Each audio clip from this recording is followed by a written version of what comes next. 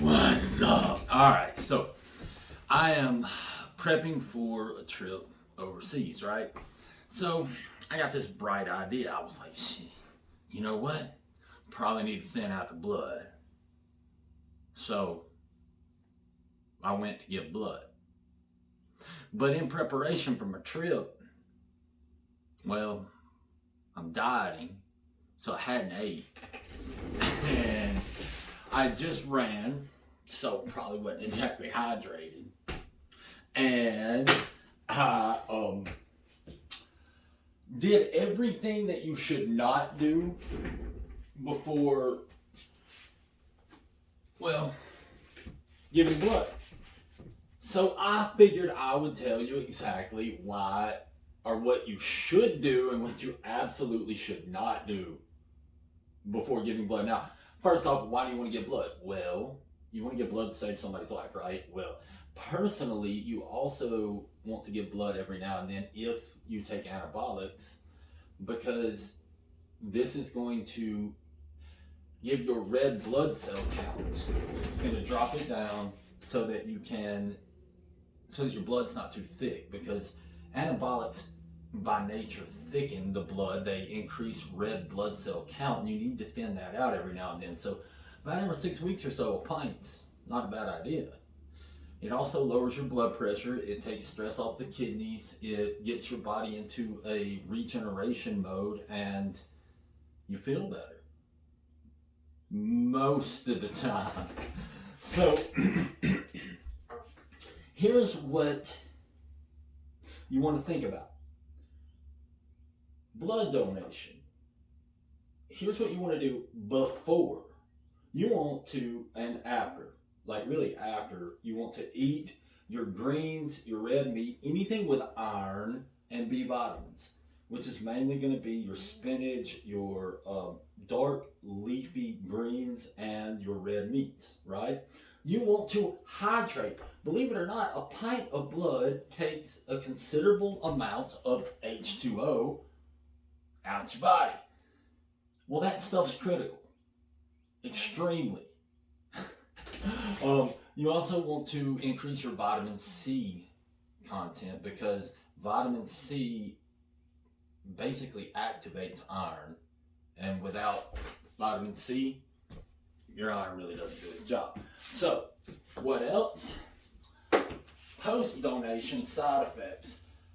This is what can happen, and definitely what happened to me yesterday. Is I went, like I said, I fasted, I ran, saw the blood donation mobile. I was like, it's about that time. Yay, let's go get blood. So I lay down, do that, feel fine. Get up, feel fine. Drive home, feel fine. I went to do a leg workout, and I start to get real dizzy and fatigued. And I feel like, man, damn, am I having a heart attack? And I remember I checked my blood pressure when I was there. It was like 120/82. I was like, hell, my blood pressure perfect. I ain't had no heart attack, don't think. So I got to breathe in real deep, and I got out of breath. And then I remembered, aren't there like side effects to giving blood? So the weakness was there, man. I couldn't live for shit. Fatigue, I got a little nauseated, and I could not put two and two together to save my own ass. Like, God's honest truth. Like, it was just ridiculous. So, sorry, that's one of y'all calling. I'll get back to you in a minute. Hold on. So, avoid, says on the website about blood donation from the Red Cross, avoid heavy lifting after you give blood, cardio, and sweating or physical labor. Oops.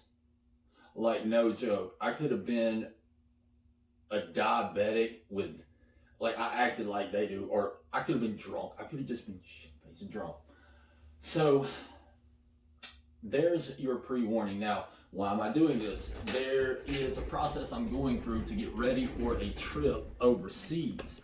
And before you go overseas, you want to cleanse your body, you want to boost your immune function, detoxify, and get ready to have a good time. Without preparation, you're liable to catch something, you're liable to get all types of different issues that a low immune system or a body that hasn't been thrown out of homeostasis in a while will come up with. So the first step was actually to give blood as the first step of my detox, to prepare my body for a trip abroad, specifically to Thailand. So what I want to do is make sure that my body is in peak condition for this trip. My immune system is functioning at its highest level, and I want to clean my colon, my kidneys, my liver. I want my pancreas to be functioning well, my beta islet cells to be clear and clean, my insulin sensitivity to be up, and my cognitive function to be perfect before I leave.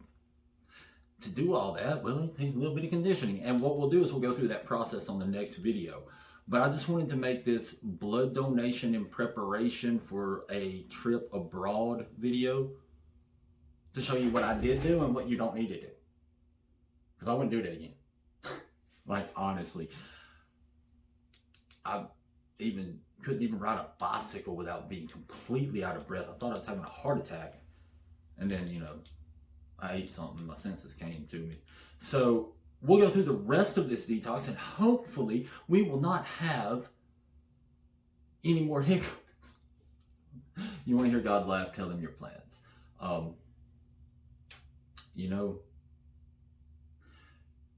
This is a blessing that I get to go do something like this, and I want to be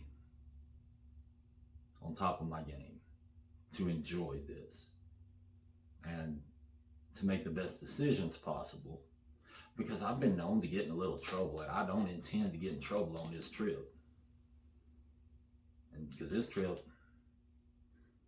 well, I don't know. I've heard about Mexican jails. I'm not sure about a Taiwanese jail, but I'm sure I don't want to go there, so I'm going to try to act right. Love y'all. Check out the next video, because it's going to be further about the detox and how to prep for going overseas.